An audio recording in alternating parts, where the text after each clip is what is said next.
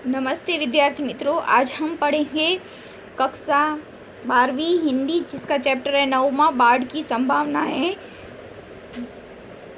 ये एक गज़ल है और इसके लेखक है दुष्यंत कुमार। इनका जन्म सन 1933 और इनका ईस्वीसन और निधन सन 1975 ईस्वीसन में हुआ था। दुष्यंत कुमार का जन्म राजापुरा नवादा जिला बिजनौर उत्तर प्रदेश में हुआ था। उनकी उच्च शिक्षा इलाहाबाद में हुई। सरकारी नौकरी तथा कृषि तथा उनका मुख्य व्यवसाय रहा। रूढ़िवादी और साम्राज्यवादी शक्तियों से संघर्ष की चेतना उनकी कृतियों का प्राण तत्व है।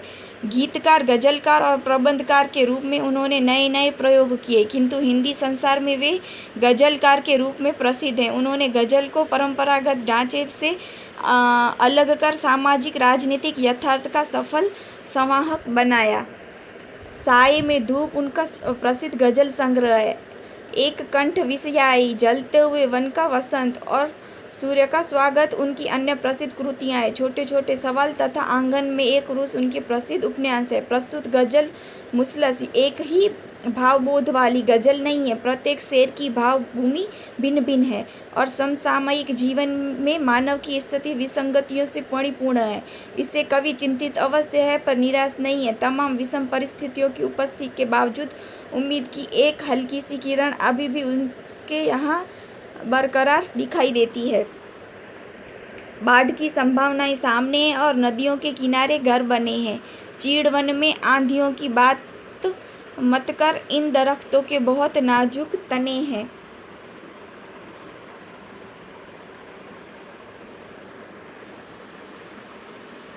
बाढ़ की संभावनाएं सामने है और नदियों के किनारे घर बने हैं।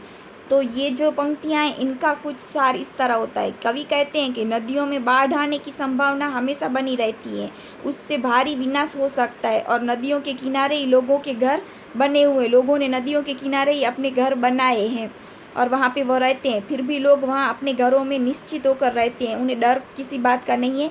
और वे कहना चाहते हैं कि बाढ़ एक प्राकृतिक आपदा है और प्राकृतिक आपदा से डरकर कोई अपना घर बार छोड़कर क्यों चला जाए। चीड़ वन में आंधियों की बात मत कर, इन दरख्तों के बहुत नाजुक तने हैं। तो कवि कहते हैं कि चीड़ के वृक्षों के तने बहुत नाजुक होते हैं। इनकी इतने की तेज हवा चलने पर भी उनके टूटकर गिर जाने का अंदेशा होता है। इसीलिए चीड़ के वनों में आंधियों की तो बात ही नहीं की जा सकती। आंधियाँ चलने पर तो चीड़ के सारे वृक्ष धराशायी हो जाएंगे। इस तरह टूटे हुए चेहरे नहीं हैं जिस तरह टूटे हुए हैं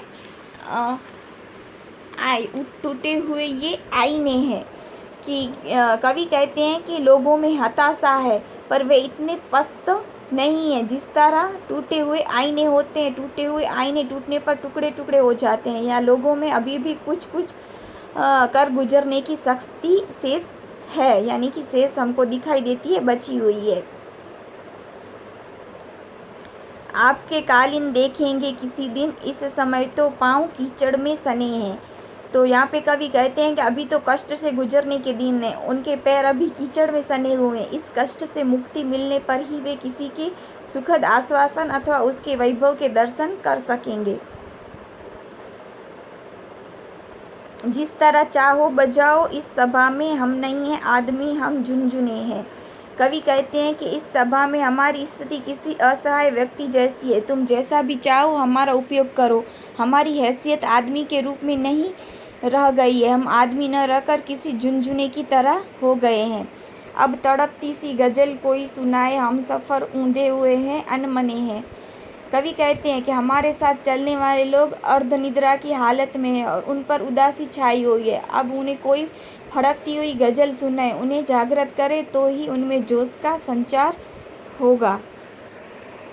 यहाँ पे कुछ शब्दार्थ और टिप्पणियाँ हैं। दरख्त यानी पेड़, कालीन यानी बड़ा गलीचा, चीड़ पर्वतीय प्रदेश में उगने वाला एक बहुत ऊंचा पेड़ जिससे लीसा नामक गोंद जैसा पदार्थ निकलता है। लीसे से टर्पेंटाइन तेल बनता है। आईना यानी दर्पण, झुनझुना एक खिलौना, नाजुक यानी मुलायम कोमल, तना यानी पेड़ का जमीन के ऊपर का मोटा हिस्सा, तड़पती सी यानी बेचैन करने वाली, हम सफ़र यानी साथ में सफ़र करने वाला सहयात्री।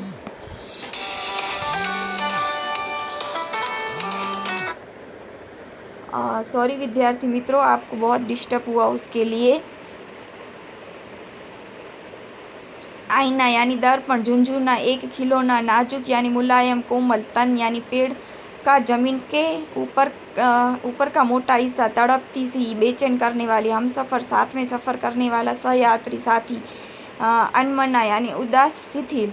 तो विद्यार्थी मित्रों, यहाँ पे ये चैप्टर पूरा हुआ। अगर आपको कुछ भी समझ में ना आया हो तो आप कमेंट बॉक्स में कमेंट करके पूछ सकते हैं।